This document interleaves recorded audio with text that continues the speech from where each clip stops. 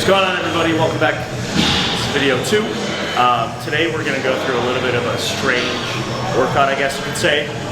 This isn't typical of what you would see most bodybuilders doing, or just kind of people in general.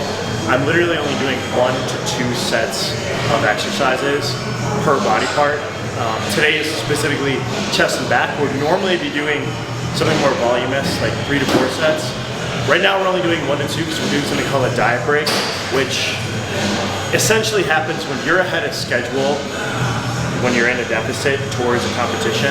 Say you had like a really productive off season and you didn't get fat, where when prep actually comes around, you can take it a little bit slower. And if your body's ramping up and you're way ahead of schedule, like recently I was only 9 pounds over my height and weight cap, pretty conditioned. So that can be done. You can drop 9 pounds in literally like a month to 6 weeks safely. That means that right now, where we're at just about 8 weeks out, I get to take a little bit of time to increase my calories, have more fun training, but also at that same time, we are pulling back the volume in training. So on most of my exercises, where I'm doing 3, 4, maybe 5 sets on something, I'm down to 1 or 2.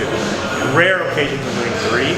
So this chest workout we're doing is literally only 3 exercises, but take it with a grain of salt. I would normally be doing a lot more sets than just 1 set of each. But I'm gonna walk you through it. Maybe you can take some takeaways from it and implement some new training.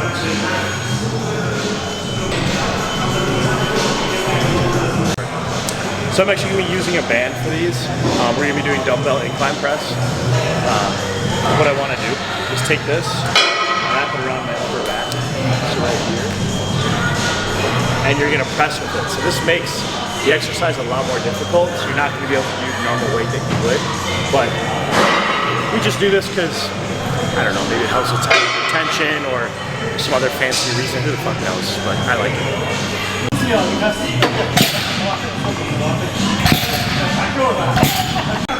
Alright, so like I said before, what you're going to do is you're going to take this, wrap it around your back. You want it right under your shoulder blade, so you're right.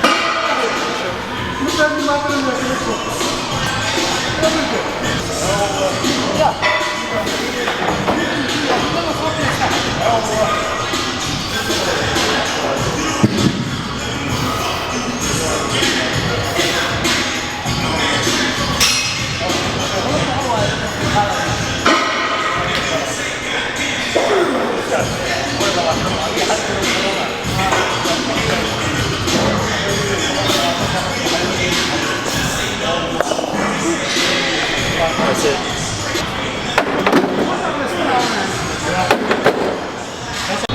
Alright, again, so just to kind of reiterate this so people don't think, oh wait, you mean I can do 1 exercise per body group and get really good results? The answer is probably no. The whole reason that you implement what we call like a diet break is really a stress response. And I learned this from my coach Derek, who's one of the most intelligent human beings I've ever met. When your body starts to plateau and it reaches a point where fatigue is really high, with that, stress is going to be really high. That's excluding any other external stressors that you have in your life, like work, relationships, kids, whatever the case may be.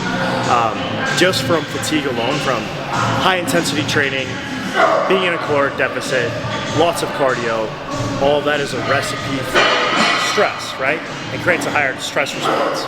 When we start to enter a scenario like that, body's going to start to plateau. Scale might not move, your body composition might not change that much, and if anything, you can start retaining water or just fluids just from stress in general, and that affects your psyche. You're looking at yourself in the mirror, you're like, fuck, I look worse than I did like 2 weeks ago when I was eating more food or whatever it is. And it might just be because your body's ready for a little bit of a break. And this is where what we'll do is we jack up carbohydrates a little bit. So like for me, I had around a 400 to 500 calorie increase, which with that came an additional 100 to 200 grams of carbs a day. I've been on this for about a week, and I've hit new weight lows than I did all throughout prep. So that tells us that my body really needed it, and with that, instead of doing my typical high intensity training, I'm still throwing around heavy weights and keeping the intensity, it's just we're lowering the volume. So again, instead of doing 3, 4 sets, we're down to 1 or 2. And when your body's ready for a change like that, you'll really be amazed at the results that can come from it. So it's really worth exploring something like that.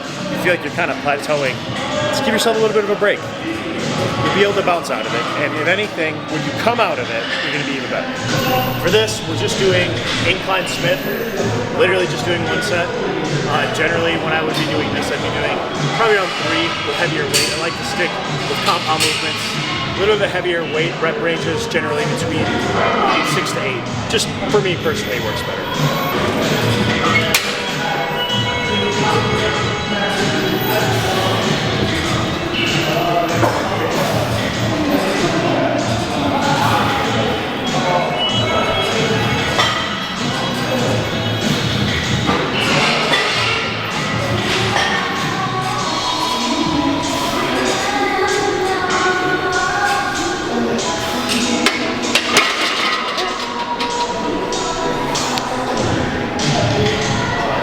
Alright, so exercise number 3 is just going to be a chest press.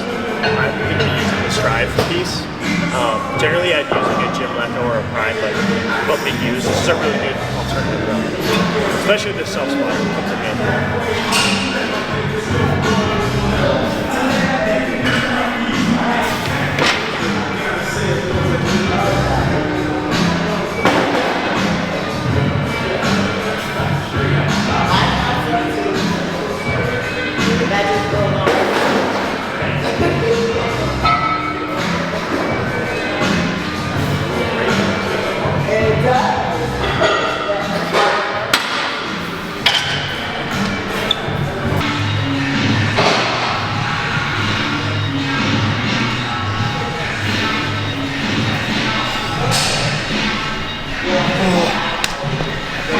I hate doing abs.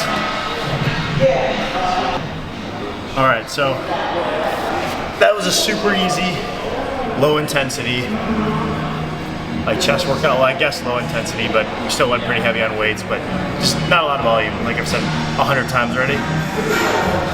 The end of the workout, well, technically at the beginning, I used to do ab rollouts, but since I'm partially brain dead, I forgot to do them and I'm doing them at the end. But it's always important still to keep some sort of ab movement in your programming. Just kind of helps with core development, obviously, and improves a lot of your other compound movements. So the stronger core helps everything else. So I'm making sure that I'm implementing at least 3 ab movements throughout my entire week, along with calves as well. But I'm not gifted in the calf department. That pretty much is it for today. I'm gonna finish doing these sets of abs and head out of here and do a little bit of grocery shopping and have my last meal today. Which I think maybe the next video we'll do a grocery shopping video. I think that'd be a good idea. Costco, where it's more readily available to everybody, or more of a local grocer for those of you who don't shop at a Costco or a Sam's Club. Let me know. See you in the next one.